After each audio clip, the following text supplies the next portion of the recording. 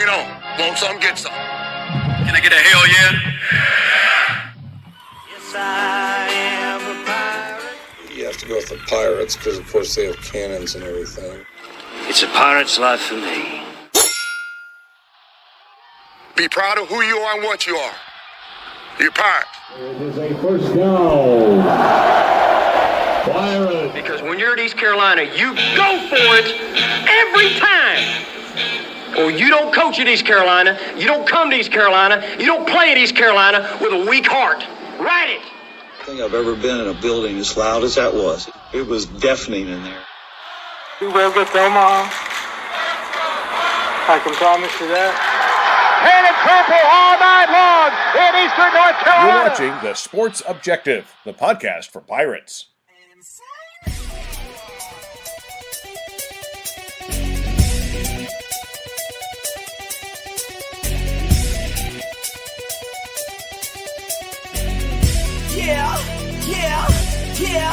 Yeah. My heart is purple and gold. I'm a pirate down to my soul. And I don't back down, not at all. Find out when the cannons explode.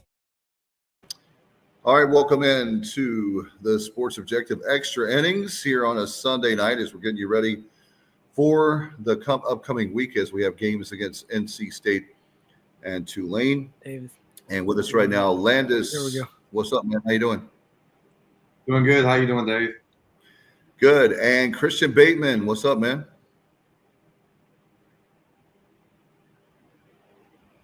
Dave? Hello? Yeah, there's something going on there, Christian. You're a few seconds behind.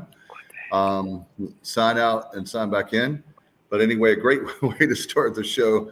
Pirates lose one game this week. Of course, it was yesterday, UAB. But we're talking about the week that was and obviously what's coming up. Landis, how was your Easter? Happy Easter to you. Yeah, thank you. Happy Easter to you too. It was good, you know. What's up, Dave? How are you? We had a good Easter. My sister came into town with her husband, and we had a good time at my parents' house. And they're from St. Pete, near Tampa area. So you know, I go baseball down there. But they flew up here and hung out with my girlfriend's family too. So really good Easter. I hope yours was good as well. Yeah, actually, we had a great time, and we actually were broadcasting, believe it or not in the jungle, but from the Snack Shack where Landis is. Yeah, so we had a event where we had karaoke, and the turnaround time was not a lot. So I just said, you know what, I'm going to broadcast here on stage at the Snack Shack, and we actually had people buying some pecans there for Landis today. So if you haven't had a chance, tell everybody about your business, Landis, while we have a chance. Yeah, so Billy's Nut House Candy Company is our candy pecan business. And again, we were founded, my grandfather and my family founded it back in the 80s. We've been a pecan farm. We did a lot of cracking and shelling pecans up until now. We just started the candy business. So we use all local pecans from our farms in Aden and around Aden, and we process candy, all of our pecans at our farm. So we use fresh pecans on everything with Ghirardelli chocolate and vanilla. And we got about 10 different flavors. You can check all our flavors out at Billy's Nut House Candy Company.com. Also on Facebook too, Billy's Nut House Candy Company. So check us out. We're also at the Farmers Market in Pitt County every Saturday. We're at Davenport Harvest Market. We're at the Snack Shack in Williamston, which is a really cool place. And we're actually in Mike's Farm down in Beulaville too. So anyways, check us out, y'all. Yeah, it's a lot of fun, and we had a great time meeting you and Whitney in person, and then people really have been pleased. So if you're interested in there, please make sure you can stop by and see us. We're actually located at 101B West Main Street in downtown Williamston. We're open Wednesday through Sunday, so stop by and check us out. We'd love to have you. By the way, Landis, I don't know how are you or Whitney? Are y'all good singers? I wouldn't say we're probably from other people, not very good, but you know, sometimes I feel like I can sing good, but no, probably not. No. Well, we have karaoke Friday night coming up, and we'll have free hot dogs. So come while they last. So we're doing that. And Saturday night, we have my dear friend Mark Williams at the Main Street stage. If it rains, it'll be inside at the Snack Shack. So we want everybody to come by and stop by and see us and say hello. And we've got a huge competition we'll talk about later on. If you're a singer, please let people know. It's called Bring the Mic. It's a national karaoke competition. We were asked to host it. So huge honor. They're out of Nashville. In fact, the finals will be in January, Landis. And get this, a chance for you to win a recording contract. Really? Yeah. So like the voice of the Snack Shack kind of. Yeah. Pretty cool. Yeah, exactly. So anyway, hopefully everybody will in Eastern Oregon. It doesn't matter where you're located. If you want to be a part of the competition, that's why I'm doing it on the show. Then get up with me. And you can also call 252-290-0375. That, by the way, I promise we're going to talk about baseball in just a second. That will start in the first week of August and go to the end of October. It's 12 weeks. Each week we'll pick 2 winners. And then we'll have a local finale that's 24 winners, Landis. And then we have that winner at our local finale goes on to district. You have state, and then nationals are in January in Nashville. So looking forward to being a part of that. Maybe we can fly out with Coach. Coach has all the money, so Right. Yeah. He'll do we'll have fun. Anyway, so looking forward to everybody being a part of our baseball team. As you know, I predicted, I think you did too, 3. No, you said 4-0, but they should have been 4-0. They should have been 4-0. You said 4-0, and they should have been 4-0. They're a young team that's trying to find a way to win, right, man? Yeah. Every game, it seems like it's a battle to figure out a way to win any way you can. So, yeah, 3-1. It should have been 4-0, but 3-1, you know, that's all right. And I was, you know, looking at Alabama stuff. They played some good teams this year. UAB, I mean, and they played Auburn and Alabama. I think they got a couple wins from them in some midweek games. So their rankings might not be way up there, but they were definitely a good team. And watching that game on Sunday, they were really teeing off. They would seem like home run after home run. I thought the traffic in right field, I thought some cars were going to get hit because it seemed like there were a lot of home runs hit that day. Every time I was like, I was like, that's going to hit up. That's definitely hitting the car this time. So 3-1 though. You know, so. What'd you think, Christian? He looks like he's very shocked. So we'll have to find out what's going on there. We'll get back with him when we get his internet. Something's going on there. Dial up, I think, Landis. We're in the year 2025. Come on. Yeah, he's got the DOL going on. But we actually had, what did you think about the UNCW game? Good to get 2 out of 3 against a in-state rival like that. The Pirates had the wins there in a few wins in a row. And then, like we said, I thought it was good to get that win against UNCW. And really, 3-1 is not a bad week. The issue for us is the fact that we got to play some catch up, right? I'll have to look at the standings. I don't know if you have those with you, but I'll have to look at them. But we need to get some sweeps in order to catch back up, is my point. Yeah, for sure. UNCW, it's always good to take 2 out of 3 from them because they're usually a regional team. I was at that game, and they pretty much dominated the whole game. That was a really good win for them. It wasn't like it was it was still, I believe 4-1 or so going into the 6th, 7th inning. But again, a win's a win. And it looks like ECU is at, if this is correct, is 9-6 in conference, which is tied for 3rd. But then 2nd place, South Florida is 10-5, and then UTSA is sitting at the top with 12-3. We are tied with Charlotte though. Oh, it's a 3-way tie at 3rd with Charlotte, ECU, and Florida Atlantic. So head-to-head with them probably wouldn't be too good. So I would say we're sitting in 4th with them, considering we got swept at both of them. So gonna have to pretty much win out. I think the goal would be to get 40 wins. Being, I believe we're 20, 25, and 24-17 according to this as of the 19th. So if they can get the 40 wins, I think they got a shot. That's going to have to be a really good end of the season.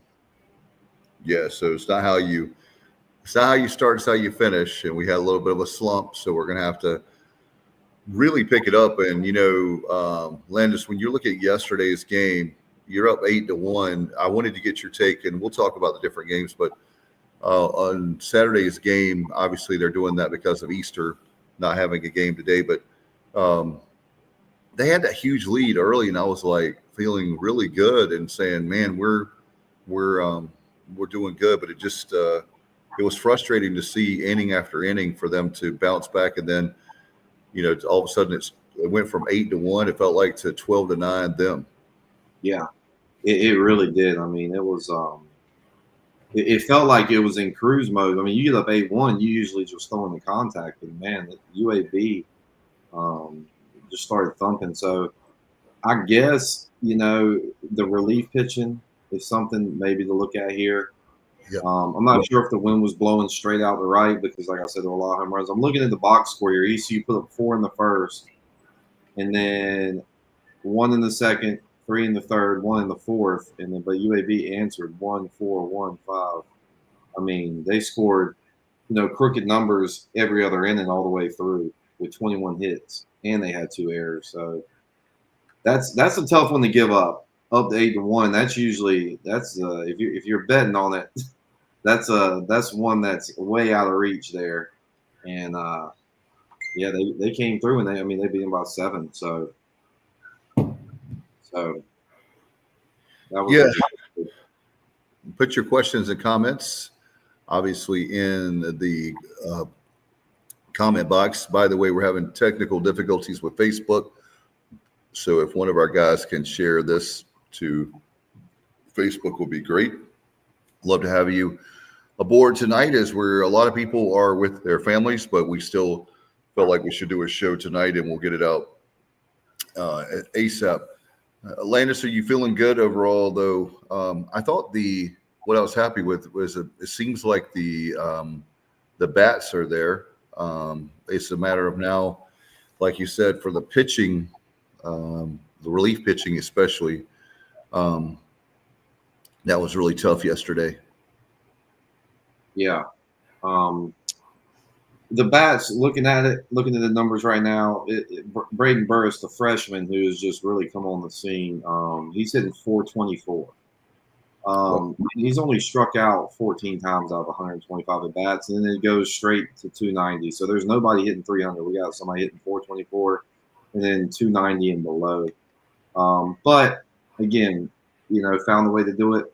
So nice home run. The home runs don't look bad there either, though. You got Kobe Wallace with 9. So there's a lot of guys producing with RBIs and stuff. The batting average isn't exactly what you want to do, but that's, as long as you're scoring runs and RBIs, it's all right. But the relief pitching's got to be able to shut it down. If you're up 8-1, it's got to be able to come in there and shut it down for the rest of the game. So I don't know if that was just a bad day or what it was, because, again, they did go 3-1 on the week.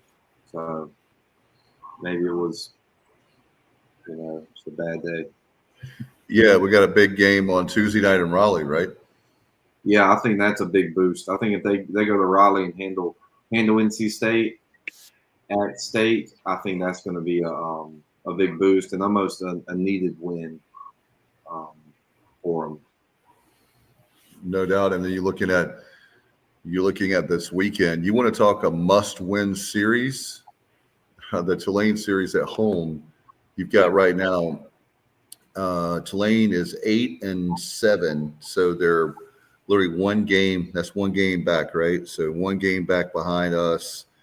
And if we can find a way if you could sweep Tulane, that knocks them out of the race, and then it keeps you alive. So we've got to just figure out now how to do that. If you have something you want to hear tonight, hello to Chuck. Chuck, how are you, man? He says happy Easter. So happy Easter to him and all the folks, by the way, watching tonight. Busy weekend for me, but no complaining. As by the way, Landis, missed all the fellas down in Rockingham. So much fun this weekend on Friday. I was trying to watch the game and be at a race at the same time, but you know how much I love my Pirates. But we kept up with it, and yesterday watched the game here at the Snack Shack as we were back. But we're gonna have to figure things out. But I will say that we talked about all season long how young this team is, and then everybody says, Dave, it's almost May, but still they got to find a way to win. That's the thing, is that it's really, I know it's frustrating for them, but they got to find a way to win, to get the job done. And once they have a lead, they got to find, how do you do that, Landis? How do you, once you're up 8-1, how do you hold on to that lead? What was it? I know there's not a magical formula, but what did you guys do in your playing days to make sure that a team didn't come back like that?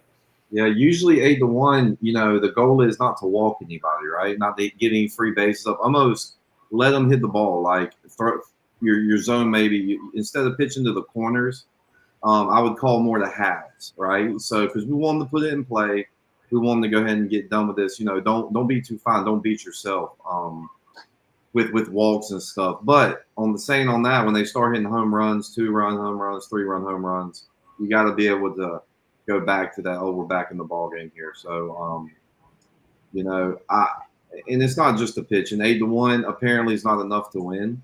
I think Coach Godwin said something like when they're up 5, they have a good shot of winning this year, according to the stats. I'm not sure what it was, but I guess just don't stop hitting. They got to keep putting it on, putting it on like that too. So I guess this year is going to have to be 8-1's not safe from here on out, and it's going to be, let's put up as many as we can every single game.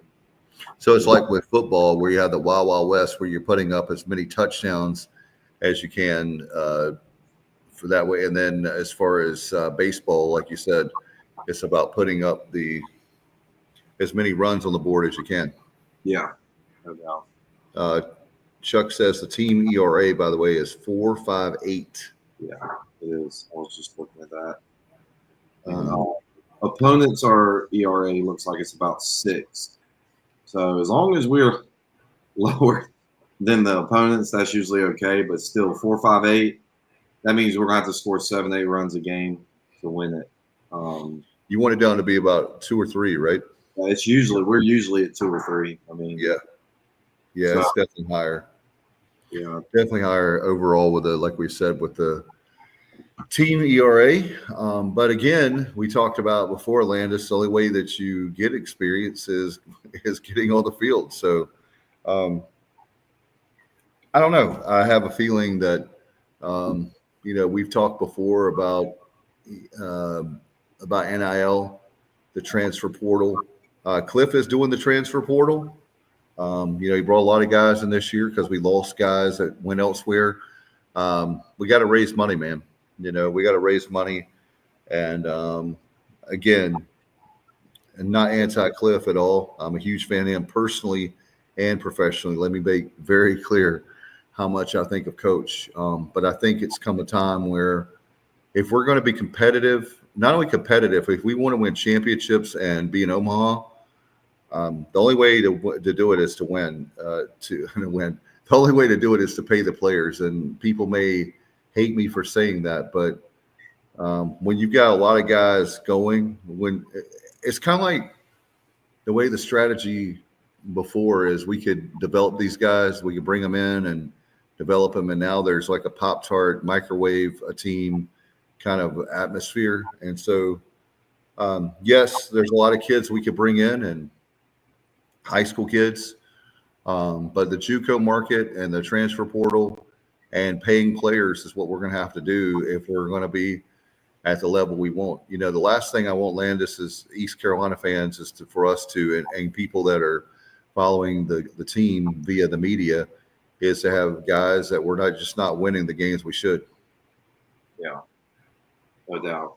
Like dropping the 8-1 game, that's something that can't happen. And yeah, even it's not like I don't even think you got to pay them millions of dollars. I think it's more of a at least baseball's got 11.7 scholarships. Last time I checked, and that's correct. Like I said, guys are going to go play. They don't want to come out of school in debt if there is an NIL, right? And, 20, 30,000, I think we get it going. And that's going to keep guys here. It's going to keep the winning up. And the more you're winning, the more guys are going to want to come here and do that. So we got to, like you said, we definitely got to figure out how to get money to these players so the program continues to be on the incline, because let's be honest, it's been on the incline for a long time. Like, this is probably the first time, other than that, where we kind of turned it around in the middle of the season, 2017, I believe.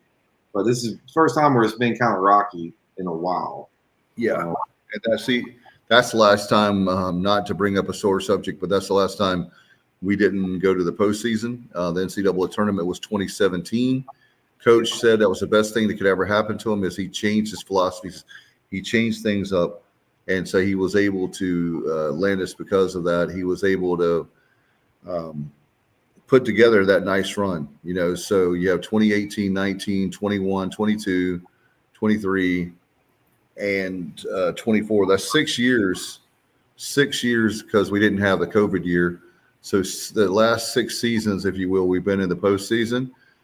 We've had regional appearances, super regionals, that Texas series in 22, man, the supers, I was there, and we were so close to Omaha. Again, there also, you may have seasons like this where things just don't click. Hey, can you talk about that, Landis, about maybe a particular time of a season that when you were playing, or a particular season where things just didn't mesh? Things, it's funny how when things go your way, they go your way, but when they don't, man, it's a long time. Yeah, I've been on teams that were very successful and would have a little dip in the season and finish up strong. I've been, my junior year at Little Rock, we were came in there, new coach. It was like turning the culture around, and that was a really getting the losing atmosphere out of there. I think they won like 17 games the year before, and then we turn around and go 500, and next year we go a little bit above 500. But once you get into a rut in baseball, you can kind of get stuck in it for a while. But it's like you said with Coach Galvin, like, you kind of got to learn from it and keep moving. But it is hard, especially when you're used to being so successful and you have a lot of fans with a lot of input. You have a lot of, the whole atmosphere around Greenville, which is great. But at the same time, being in the limelight, and get pretty hot in the limelight too. So I can imagine it feels like it's long days, even though they're still got to win a record, right? But it's not up to par with what ECU baseball is normally. So right. I bet some days feel like really long days. I bet they do, especially 2 weeks ago. So the only thing you can do is just learn from it and keep going. That's the only option you got. So yeah. Well, no doubt. Appreciate Chuck chiming in. As he talks about the Cliff hit the portal, but 2 pitchers are injured. Yeah, you can get the ace out of a program like George Mason, VCU, Liberty, etc., which is true. But again, I've been wondering how much of it is the guys, as far as chemistry is concerned, coming from different programs, and coming together. Yes, you have a common goal, but sometimes, from what I understand, these guys are getting along very well. So I don't know that it's a matter of that. If people are thinking that, it's easy, and his coach is probably saying, if he's listening or watching, it's easy to criticize when things are not going well.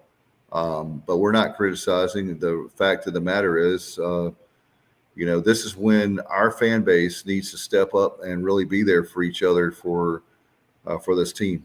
It's easy to be a fan when you're winning regionals and super regionals, but when you're a true fan is when things are not going exactly the way that you want the program to go, and you still go out there, you still support the team, you still give it to the Pirate Club and baseball expansion and more. Yeah, and sometimes it's like we've seen. Sometimes a bad season kind of just exposes, hey, this is what I need to work on. This is what needs to get better. This is the weak points in our system. And even though it hurts, it's like growing pains where you can really focus on what's not what's the next step really need to be, you know? So.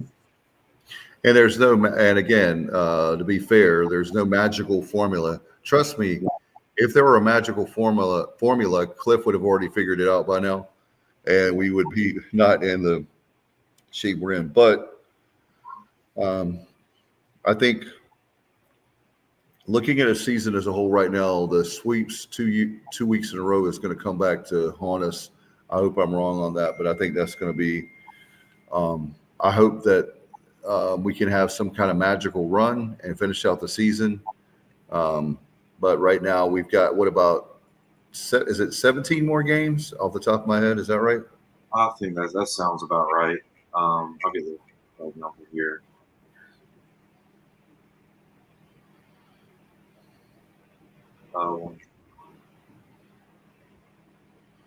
I'm doing that on top of my head, so I'm sorry if I'm 15. We got 15, and then we got the May 20th conference championship. So honestly, I've seen teams like this. They get in the tournament, and then all of a sudden they figure it out. They click, and they come out of nowhere. So right. I think that's what we got to be based off of here. Win as many games as possible, obviously, but getting that championship and win out. They're gonna have to win that. I think they're gonna have to win the conference tournament.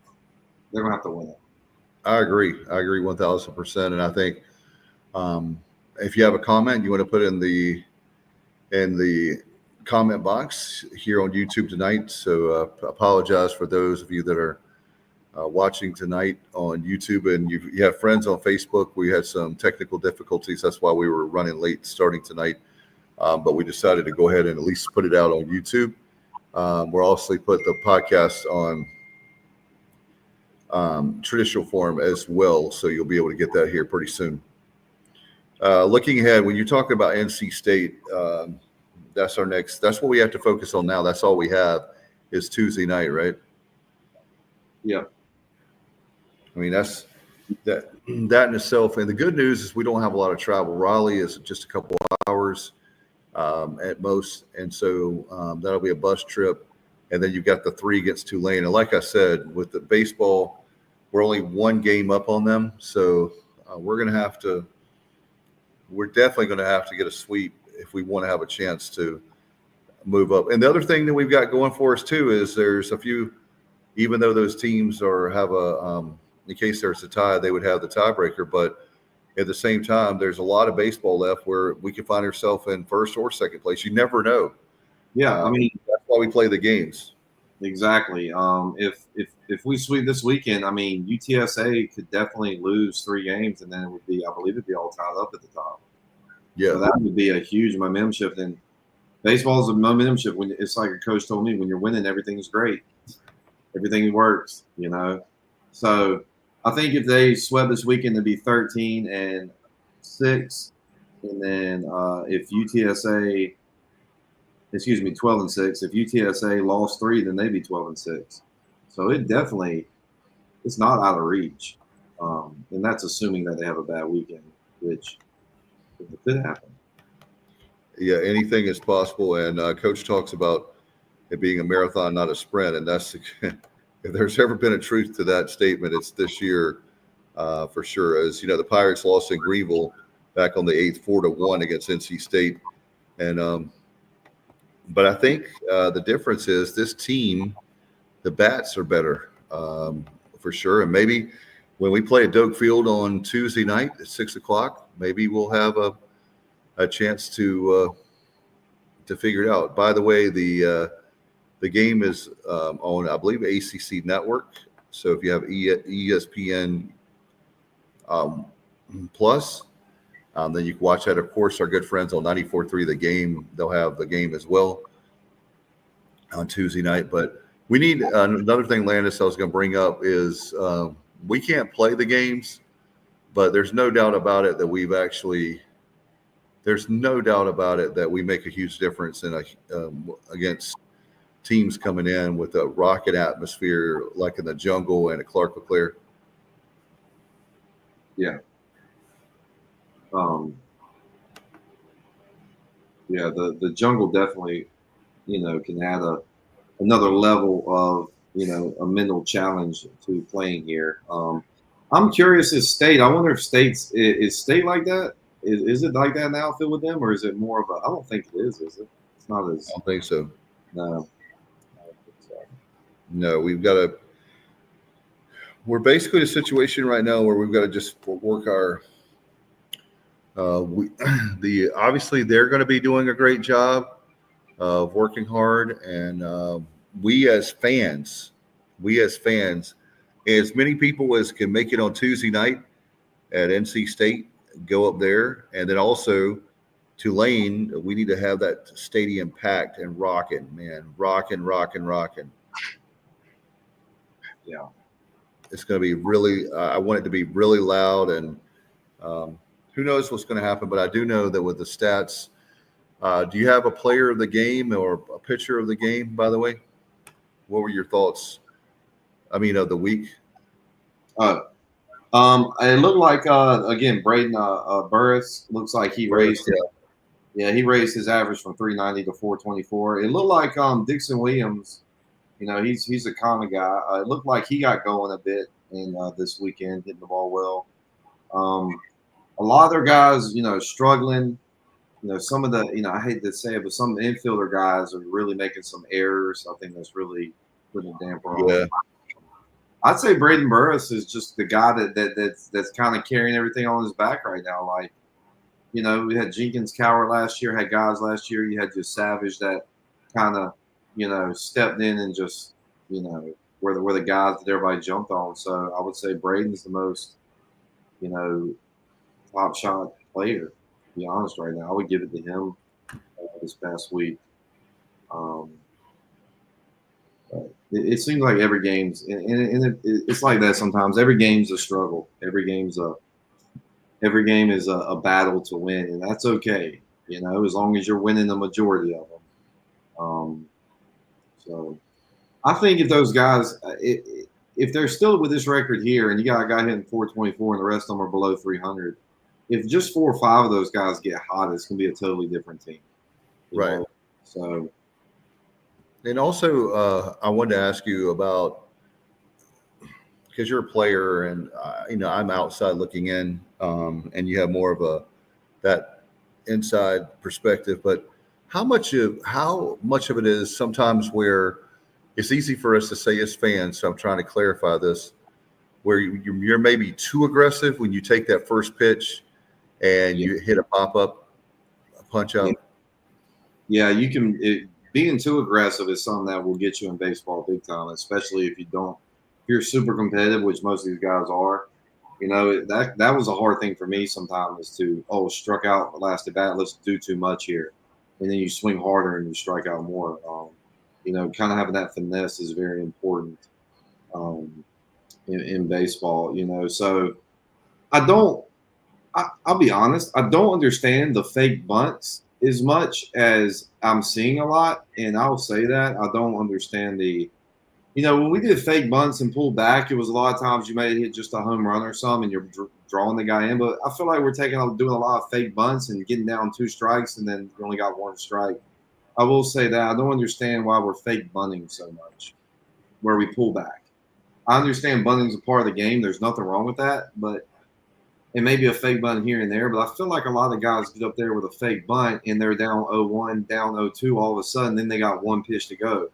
So I do question that strategy because I've seen it a lot this year. I would love to know exactly why we were doing it, to be honest. But that's one thing I can see that I would change if I was the coach. I don't understand why we are fake bunting 0-0, 1-0, and the ball's right down the middle. And we're not bunting it. We're going to bunt. You see what I'm saying? Yeah, because that very thing of you make a great point with another thing, and it's not a knock at our guys at all, but bunting is an art, it's a talent, and I'm not talking about this team, so let me be clear. I like to clear things up before people think that I'm criticizing the team. I'm not. But when you talk about bunting is something that's not easy. If it were easy, everybody could do it. Kind of like hitting home runs. It's definitely an integral part, obviously, of small ball. And, I know that that's one of the reasons maybe why we want to try to bunt so much is that we're trying to generate runs that maybe we're not getting like normally like we would. But anyway, I hear what you're saying. And I know that I've heard on, social media, different places where people are questioning fake bunts or just bunting in general. And, there's guys that can get on base. So they use all the weapons they have, the tools in the toolbox, and bunting is something they're very good at. So yeah, for sure. I think I don't know how many. I'll say this: I don't know how many guys on our team are very good at bunting. I know that Cliff Godwin really stresses that, so I would imagine that we have more than less when it comes to good guys that can bunt. But who knows? Yeah, I'm all down for bunting because we've exposed that on teams this year and absolutely exposed that they can't bunt. It worked. But the fake bunts is what I'm not understanding all the way up. I understand it here and there, but I've seen multiple guys this year fake bunt, pull back, strike. Fake bunt, pull back, strike. Then you're down 0-2. So I feel like that could be something that could help the team. No doubt. And if you have a question or comment, make sure that you put it in the comment section. Again, apologize for not having Facebook tonight as we'll work on that for this week. Really happy again. Congratulations to all the great people. The Believers Day is Easter. He is risen, and happy Easter to everybody. It's been a very long week, and certainly for a lot of folks, as I'm hearing people say, man, I'm tired. And anyway, we're right here for you each and every Sunday night. We want to remind everybody that we'll be here all season long for extra innings for baseball. And Landis, the great thing about baseball is the number of games versus you start losing 5 or 6 in football, your season's done. Right. So I'm just trying to give myself and everyone hope to know that right now what we're trying to do is we're trying to fight our way into the regionals, into the NCAA tournament. And, not every season is going to be the same. And, who knows, in 23, when we had that 23 wins in a row, Landis, that was incredible. And a lot of people thought that was really cool. The fact it was 23 wins, not 18 or 19, but Coach LeClair's number of 23 wins. Some people may say Michael Jordan, but I prefer LeClair. But anyway, we feel pretty good about things. In fact, the thing that I would say that people may be show frustration is, but that just shows the youth of this team is the lack of consistency. One day they'll like, oh, there we go. They found whatever's been missing. They found it, and then the next day, they don't. So they don't win. Are you? But overall, you're feeling good about the last 15 games? Yeah, I mean, obviously, it's not what we're used to, but I'm feeling like this is it. I want to say it could be worse. Like it could be. Oh yeah. I feel like the consistency and stuff. It could definitely be worse. Like, but the guys are finding a way to win here and there. And I think you hit on the head when you said it. They are inconsistent. Once they get the defense consistent with the middle infield, kind of get the mojo back. I like to call it, kind of get that swagger back. I feel like they're going to be okay. And again, it's still 15 games left, so it can still, if we get over 35 wins this year, I think that's really, I feel like it's been an uphill battle from the start. But again, there's still a chance. So no question about it. We've just got to be, patience is not something when you're a sports fan that you have. And also if you're coaching and your job, and I'm not trying to say anything, but there's guys right now fighting for their job, not Coach Cliff Godwin. I was saying that generically again. As a coach, that's got to be very frustrating. But, when with our fan base, our fans mean well. They have a high expectation. But you know something? These coaches and players, support staff, everybody that's involved with this program, there's nobody that wants to win more than they do. I don't know any guy out there right now that's throwing games, anything that's crooked, just a bad attitude. They don't care. These guys, it may be too that we've talked about this before. Maybe they're out there and they're tight, I don't know, or maybe afraid not to lose when the reality is you play to win. I don't know, but I think that's the thing is that there's some seasons. Another thing, to be fair to the fans, coaches, players, everyone, sometimes there are things that happen you just can't explain. Why are they happening? It's in life and baseball. And I think there's a situation, there's a game where we were trying to come back last week, and I think it was a Charlotte guy, and he jumps up and he grabs the ball in his hand. Second baseman jumps up, and instead of being a single in the right center, it's an out. So things like that normally we're used to seeing our guys like pull off and be successful, all of a sudden is an out and the guy's sitting on the bench, back in the dugout. So it's things like that you're just like, wow, it's that kind of year. It's that kind of season when normally that's a base hit, but now he's getting robbed. Yeah. Yeah, it does seem like once you get kind of uphill, it seems like everything's uphill. But for the longest time, it's been the other way. It's kind of like we're not the aggressor this year. We're usually the team that's the aggressor that kind of bangs the ball out of the park and strikes you out, and they're the top 10 talk. Are we number 5? So it's a very wake-up call type of year. I think it's a very exposing as to where we need to go from here type year. What are the things we're missing here? Who really wants to be here on the team? And I'm not saying the guys don't want to be there, but what's the best fit for everybody? And going from there. So, but then again, if they win the next 15 straight, Dave, they're going to be on top of the world. Everybody's happy. So it's hard to know, man, isn't it? It's hard to know. Yeah, that's very true. And they are. To me, I think the talent is definitely there. Like I said before, I think. The difference is there might be a few guys missing. We have a few pieces missing that we normally have, but it's not like there's no talent on this team. These guys can still win ball games, and maybe we win ball games. We were talking about small ball. Maybe we win ball games different ways. And you made a good point too. Is that not that we want to waste these 15 games, not at all, but sometimes you get really hot in the tournament. And you have a good week down in Clearwater, and all of a sudden, wow, this team is a regional team. And so I agree with you when you said earlier, by the way, those just joining us, I agree with Landis. We're going to have to win the conference tournament.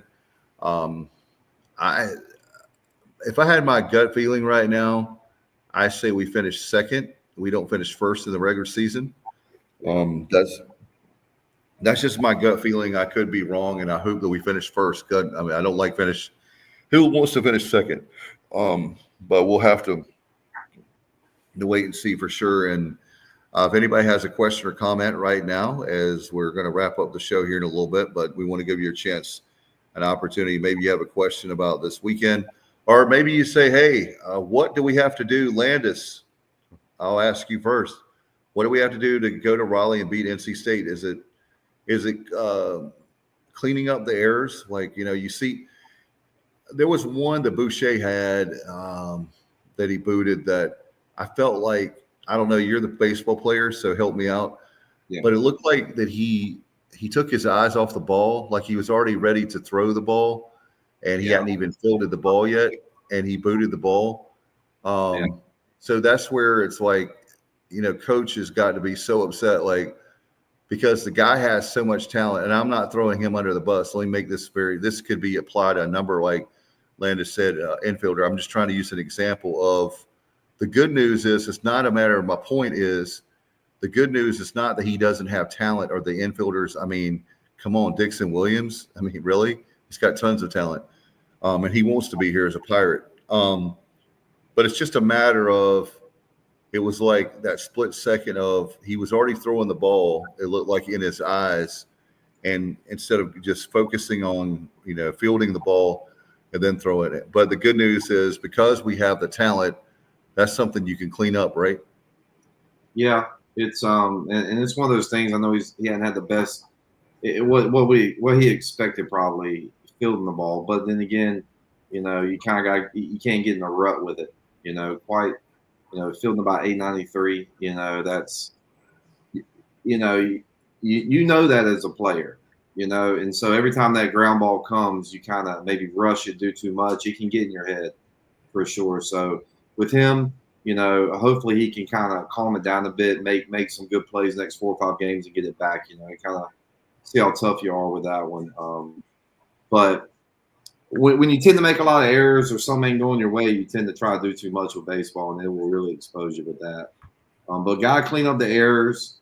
I think if we just hit the ball, everything's going to be good. I mean, I think that's the big deficiency right now. The pitching is what it is. You still might have given up a bunch on Sunday. Sundays are usually the days where there's a bunch of runs scored anyway. But if we got guys hitting above 300, for the majority, then I think we got a good chance of winning, being a lot better. And we're going to have to if our ERA is going to be 5. To be honest, we're going to have to hit. We're going to have to hit out of that. Yeah, and you make a great point about that. Coach always talks about when he worked out Alex the first time. He told Alex, my son, that is, Coach Hill said, baseball is a game of failure. He said, think about it. 7 out of 10 times you're not going to get a hit, and that's a all-star. That's a guy that you have to have at least a 300 batting average lifetime to be in the Hall of Fame in Cooperstown. So that's the one thing that, if you think about it, not to take it lightly, but in other words, our guys don't have to hit 10 out of 10 for us to win games. Right. They don't have to be, in other words, they don't have to be perfect. I'm just trying to think of ways that they can not psychoanalyze anybody, but to the mental toughness of, you're going to have adversity. You're going to have where you're not going to hit every single time. My son, the reason why it took him a while to get used to baseball is that he's used to having things his way. He's used to being like overachieving in baseball. You're not going to get, as I told him, you're not getting 8 out of 10, 9 out of 10, 10 out of 10. It's just not going to happen, at least not on a regular basis. So you have to look at it like the fact of, 3 out of 10, 4 out of 10. And, and finding a way, Landis, finding a way to get on base, because that's the thing, a walk, a free 90, as Coach would say, Coach Godwin, that is, that just getting on base, and maybe there's a wild pitch, you steal a base, or a base hit and there's a run, just like that. So it's not a matter of, I think there's, I do believe that because of the way the season's gone, that when they started coming back, I just said, where before these teams in previous years, in the last 5 or 6 years, we would have been okay. They would have scored, if it's 8-1, we would have scored a few more runs. They would have scored a few runs, but it wouldn't have made a difference. But we would still win the game. And Saturday being yesterday, they, it's like once they started coming back and they started putting things together, that being UAB, the Blazers, then I don't think it was a panic or anything. I just think that, again, it comes down to the word we've used a lot tonight, consistency. And again, how do you get consistency? It's simply playing the game. So we'll continue to have our high expectations. That's fine. Nothing wrong with the high expectations, but our fan base has got to get away from all the negativity on the bulletin boards and different things like that, because like I said earlier as well, there's no way that any of these guys are on purpose throwing games. They want to win more than any of us do. You're a competitor. I'm a competitor, Landis. The last thing you want to do is kind of just lay down. And I don't think anybody is doing that. And no.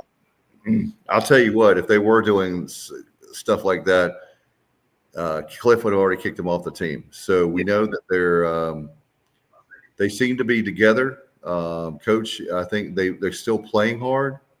So it's just a matter of when we talk about the go through explain to me on when it comes to say at bat, these guys that you see that battle and battle and battle and battle, they don't have the pitch they want, so they just foul it off. How are ways that we can, I know that's not, again, a magical formula. How do you get the guys to not take the first pitch where you, like I was saying, you pop it up, punch out. You have a situation where you can battle a little bit and then you finally get the pitch you want and you make contact, or the pitcher, you put a lot of pressure on the pitcher because he's trying to pitch around you, and next thing you know, you walk. Yeah. I don't know. Preparation's good, preparing, knowing what the guy's throwing, but then, when you're up there, again, the fake bunts are just taking strikes away from us. The pulling back on the fake bunts, that's hurting us. I'm just going to say it. And jumping on the first pitch, and a lot of it goes into being comfortable, not doing too much. Because when you're hitting, when you walk up there hitting 400, you're like, well, I'm doing something right. I can kind of relax a bit here. I'm looking for one pitch here because everything's good. I'm not pressing. But if you're 0 for your last 4 and you made 2 errors in the field, you're like, all right, I got to do something here to make up for it. I got to do something here to make up for it. And you might swing through that first pitch or maybe take it right down the middle. And then, so, the mental acuity, the mental toughness seems like is what's getting tested this year. A lot of the plate, but I think an easy fix is the fake bunts got to stop. They got to quit fake bunts so much. I think that's, if you're going to bunt, in my opinion, I don't understand the fake bunts. And I could be wrong. There might be a good reason for it, which I'd love to hear. But I feel like that's kind of taking the strikes away, taking the bad eye guy's hands. But in the same instance, look for one pitch to hit, and when you hit it, barrel it up. So it's tough. It's a tough game. It really is. It's like you're saying. There's not a formula for it, but get up there, clear it out. Let's win this game. Let's win this inning. I had a good coach. Actually, Coach Whitfield said that to me one time. Win every inning. Win every inning. I never played for him, but him and my dad was ECAP for a while in Goldsboro. It was back in the day, but he said that win every inning. And sometimes in baseball, when stuff gets out of hand in your head, and you're like, oh God, the big picture, we're losing. If you break it down, just win this inning, just win this inning, just win this at bat. Then it can you're just taking baby steps and you're not overthinking the whole situation. So that helps a lot, I think, in this situation. Let's just win this inning. Okay, if we win every inning, then we're going to win the ball game. So, tying broadcasting to baseball or sports. When I was at WPTF 680 in Raleigh, the newsroom had, right outside the newsroom, there was a plaque, a sign that said, "Make every word count." And so for me, I can equate that to baseball, saying make every pitch count, meaning if you're a pitcher and you got a great catcher like Landis Wilson catching for you, relax, because Landis is going to be, you can trust Landis, you can trust your catcher. The same thing if you're on offense and you're up there at the plate, be paying attention to those pitches, because it's stating the obvious, but you don't get those pitches back. No. And the other thing too is, it seems like another thing I wanted to mention, I just realized we're almost at the end of the show. I was getting ready to sign off and forget to talk to you about how important it is when you're on the offense to really knock that pitcher out. You have a starting pitcher that's an ace, and that's another reason why I was going to say earlier, and I forgot, is the reason why you want to battle and you want to get a lot of pitches on every batter is that's the closer that you're going to knock out that starting pitcher. Yeah, especially on a Friday game, first game of the thing. You want to get him out of there. You want to go ahead and just go into their bullpen. you want to go ahead and just be the aggressor. Go ahead and just take them out to start with. It's super important, and that's another way you can kind of break it all down. Just, hey, let's get this guy out of the game. Let's be the aggressor here. Let's get this guy out of the ball game. That's the goal for right now. Let's get him out of the ball game. Little goals, little wins, and then you'll win the whole ball game. So it's super important. The mindset of even, we're all going to get this guy out of the game can kind of bring a team together. I think that's when you're kind of in a lull in the season, kind of find a way to be the aggressor, kind of get everybody's mindset on the same kind of, I'll say it this way, the killer instinct, I feel like comes alive. I feel like that's kind of what we're missing this year. It's kind of an overall killer instinct. Kind of, these guys aren't going to beat us. We might go down a couple runs, but we're going to come back and we're going to show them. I don't feel that aggression. It's not something you can fake either. So hopefully they can get that killer instinct back this year and kind of run through it, kind of get their mojo back with it. No doubt it'll be interesting to see how the Pirates do. We're going to get a prediction. So what's your prediction this week we have 4 games. You have the NC State game in Raleigh, so that's an away game, and 3 very important conference games, a home series against Tulane. How you feeling? I'm going to say 3-1. 3-1. I'm going to go with 3-1. And I'm not specific on which one because Sunday games give us a hard time. But let me go ahead and do it. Why not? I'm going to say we beat State. I'm going to say we beat State because I just feel like we are. And then I say we get 2 out of 3 from Tulane. All right. That would be a good week, but obviously it'd be nice to – I was going to say the same thing. I think 3-1. I'll take your NC State. So we're going to lose one of the Tulane games. We'll see how that plays out. And I was going to say Atlantis. Landis, sorry. Landis is going to, I think, be correct on this. We'll see how it plays out. Before we get out of here, I want to give you a chance again to talk about the pecans. And I'm telling you, come here to our great establishment called the Snack Shack in Williamston. But there's other places that people can pick them up around Eastern North Carolina. And you have a website as well, right? Yep. Billy's Nuthouse Candycompany.com. You can see all our flavors up there. We did come out with a birthday cake flavor, which isn't up there yet. It'll be up there this week. But you can come to the Pecan Farmers Market and check us out. We're there every Saturday from 8 a.m. to 12, and there's a lot of good vendors there too. Really, really cool market. We're in Davenport Harvest Market, which is on in Pactolus. We are in Mike's Farm down in Beulahville, which is a really cool operation. We are in, let's see here. There's several other places, but so we use all fresh pecans. We use Ghirardelli chocolate and vanilla on everything, and we do processed candy and do all our pecans at our farm in Aden. So everything is super local. So check us out, y'all. Billy's Nuthouse Candycompany.com, and we're on Facebook and Instagram too. Yeah, and I'm hoping that Landis, I misspoke, but I hope that I would like the garlic, because I think that they would be. Yeah, let me get in the lab on that one. Let me see what I can do with that one. I don't know why. I just like garlic on. I usually don't like garlic on stuff, but but here lately with pizza and different things, they've changed my opinion on garlic. I used to have zero to do with garlic, but I'm sure you're always looking for different flavors to expand. Sales stuff, right? The SKUs. No doubt. We were just talking about that yesterday, so I'll look into that, Dave. All right, and you can whenever you make a lot of money, just thank me. Just shake my hand. Yeah, hopefully.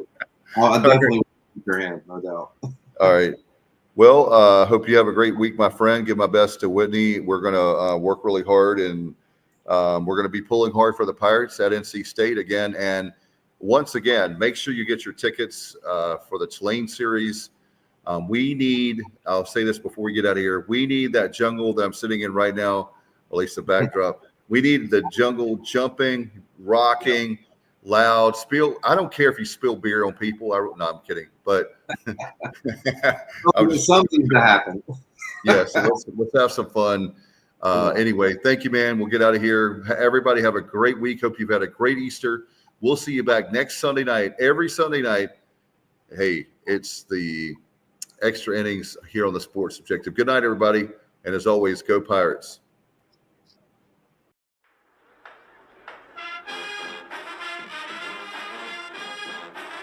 You're watching The Sports Objective, the podcast for Pirates.